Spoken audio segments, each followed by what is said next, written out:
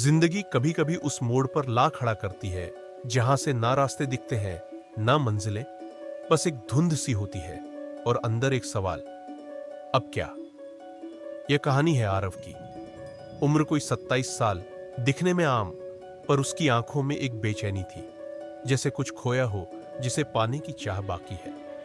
पर कहां से शुरू करें? शायद वहां से जहां उसने हार मान ली थी। आरव एक छोटे से कस्बे में पैदा हुआ था, जहां सपनों की उड़ान अक्सर गरीबी की जंजीरों में बंध जाती है। उसके पिता स्कूल में चपरासी थे और मां सिलाई करके घर चलाती थी। वो पढ़ने में अच्छा था, बहुत अच्छा। गांव का पहला लड़का जो बोर्ड में टॉप आया। लोग कहते, इस लड़के में कुछ खास है। लेकिन किस्मत को शायद ये मंजूर नहीं था। 12वीं के बाद आरव ने इंजीनियरिंग का सपना देखा, बड़ी मेहनत की, दिन रात एक कर दी।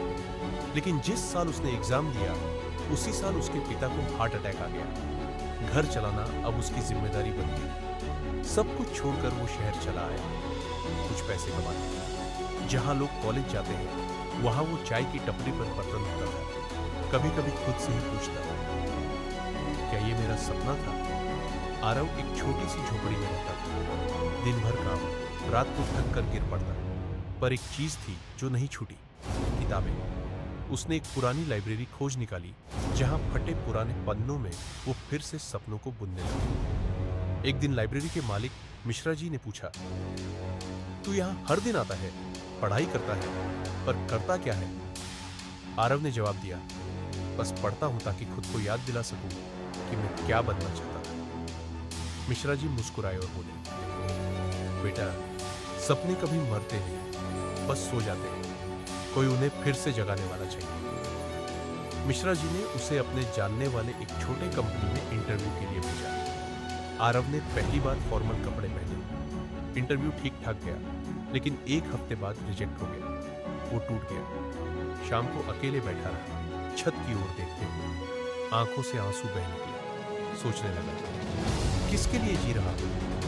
तभी उसे मां की आवाज याद आई, बेटा, हार मान लेना सबसे आसान होता है, पर जीतने की कोशिश करना ही असली मर्द का काम होता है। उसने हार नहीं मानी।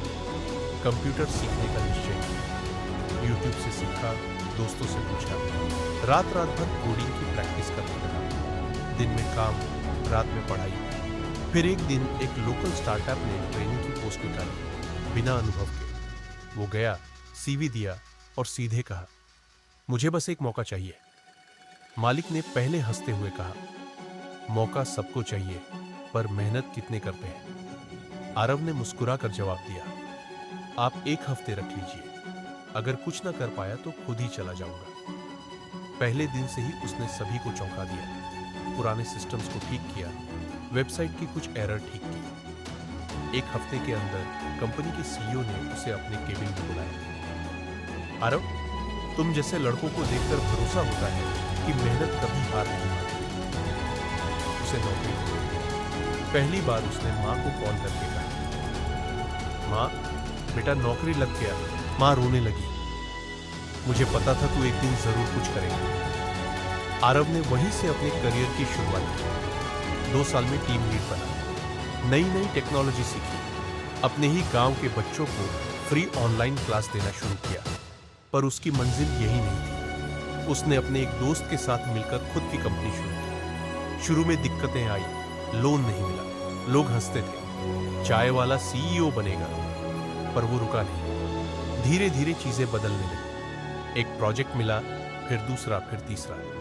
कंपनी बढ़ने लगी। आज आरव एक सफल एंटरप्रेन्योर है। उसकी कंपनी में 100 से ज्यादा लोग काम करते हैं। हर साल वो उन बच्चों की पढ़ाई का खर्च उठाता है जो पैसों की वजह से पीछे छूट जाते हैं। और हां, उसी लाइब्रेरी को उसने डिजिटल बना दिया है, जहां से उसने दोबारा सपना देखना सीखा था। एक बार एक इंटरव्यू में आरव से पूछा गया, अगर वो सब ना हुआ होता तो? वो मुस्कुराया और बोला, तो शायद मैं आज सिर्फ एक सपना देखने वाला लड़का होता, उसे जीने वाला नहीं। कभी कभी जिंदगी जब सब छीन लेती है, तब असल में हमें वो देती है जो हम सच में बन सकते हैं। अगर मेरे पिता ना बीमार होते, अगर मैंने टपरी पर काम ना किया होता, अगर मुझे वो रिजेक्ट ना किया गया होता, तो मैं आज ये आरव नहीं होता। इसलिए मैं पूरे यकीन से कहता हूं, जो होता है सब अच्छे के लिए होता है। अगर इस कहानी ने आपके दिल को छुआ हो तो एक लाइक जरूर करें, कमेंट में लिखें